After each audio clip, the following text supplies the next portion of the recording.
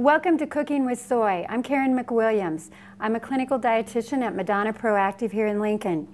I am here to talk about 3 great soy recipes that you can include in a family dinner. And today we'll start with corn muffins. This is a recipe that includes soy milk, soy oil, and also a soy flour. So if I start with the dry ingredients, this recipe you just simply blend in the cornmeal, the wheat flour, the soy flour, and when you use soy flour, typically the recipe would be about 1/4 soy flour and 3/4 wheat to get the right blend for a nice tender product, but also to get a nutty and a high protein content of the soy flour. This is the sugar. And then last I have the baking powder and the salt. And so we'll just blend those together. Soy flour is a product of roasted soybeans that are refined into a powder.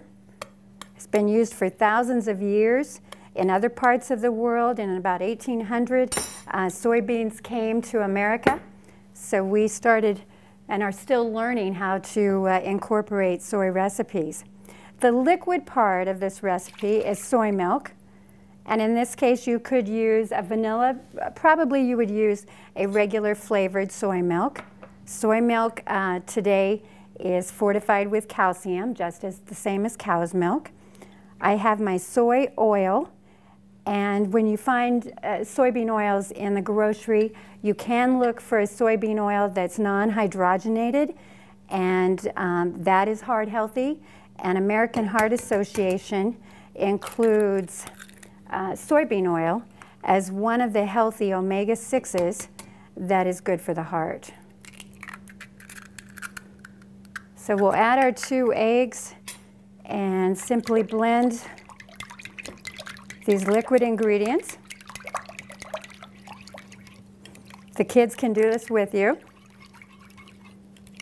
And sometimes in families today, we've forgotten about corn muffins and a very nice side food, a nice party food.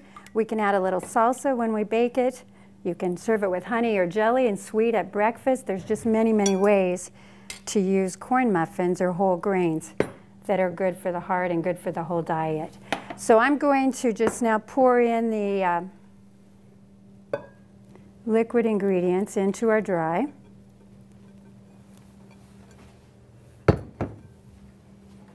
And stir these together.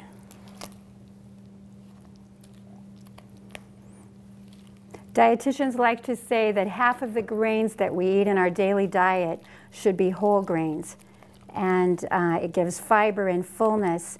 And in this case, as you heard with the soy flour, it adds more protein as well. So it's a little more filling, and we'll stay with you. And you just stir this recipe until all the dry ingredients are moist to keep those corn muffins tender.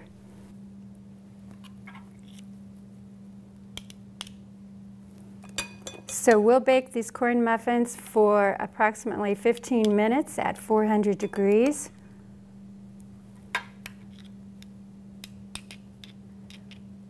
Well, now that the corn muffins are in the oven, let's make some soup for that family dinner.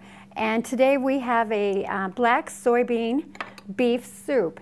And so I've included the soybeans that are a vegetable soybean, and again, mild and high in flavor.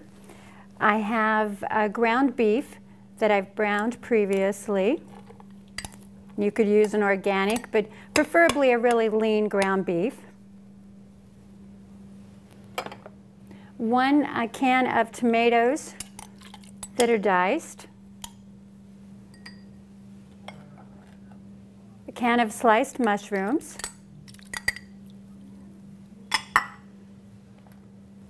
Chopped celery, which is always great in soup, adds great flavors.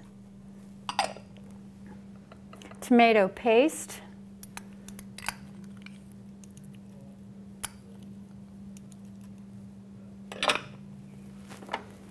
And onion. So when making this soup, you would brown the beef with the onion and the celery. You would add in your other vegetables, and once those had simmered, you would add the broth and water. And this is a low-sodium beef broth. When making bean soups, I sometimes add less ingredients because you can make a nice stew if your family prefers those over soup. So we'll put this on the stove and be ready to make dessert.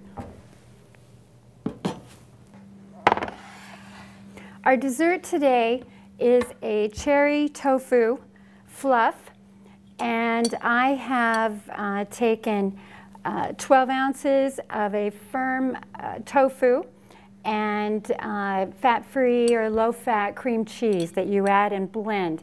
You add in almond extract and honey, and so we have previously blended this. When you use tofu, it comes in a water pack, and you want to drain off the water. It comes in silky to a texture of firm or extra firm. And the firm is used more in entrees, used in this kind of product to give it a little more stabilization to hold it up. And the silky would be used in dips and soft sauces, that type of food. So it's a bland flavored food, and we're going to add flavor to it, obviously, even with the almonds and honey. And tofu was made by adding a coagulant and culturing soy milk. So I'm going to stir in a light whipped topping and just fold that in so you keep a little air and fluff to your dessert.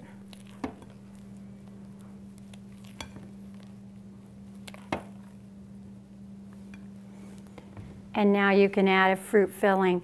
In this case, this is a light cherry fruit filling. You can use regular, but if you want to decrease the sugar content.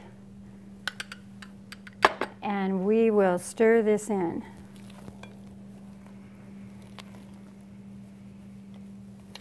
And of course, it gives it a great color as well.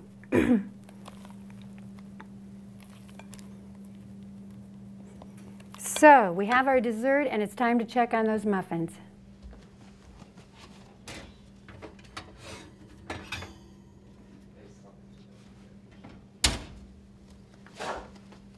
It's about dinner time, and here's our corn muffins. They are ready for that meal you've put together. We've got the soup that I hope helps remind you to incorporate soy into your family recipes and into all kinds of desserts and entrees. And I hope you'll really try these recipes. I hope you enjoy our video today. We've got, last but not least, our desserts. And here's a little topping of graham crackers to finish it off. Nebraska's Soybean Board encourages you to eat well and eat soy.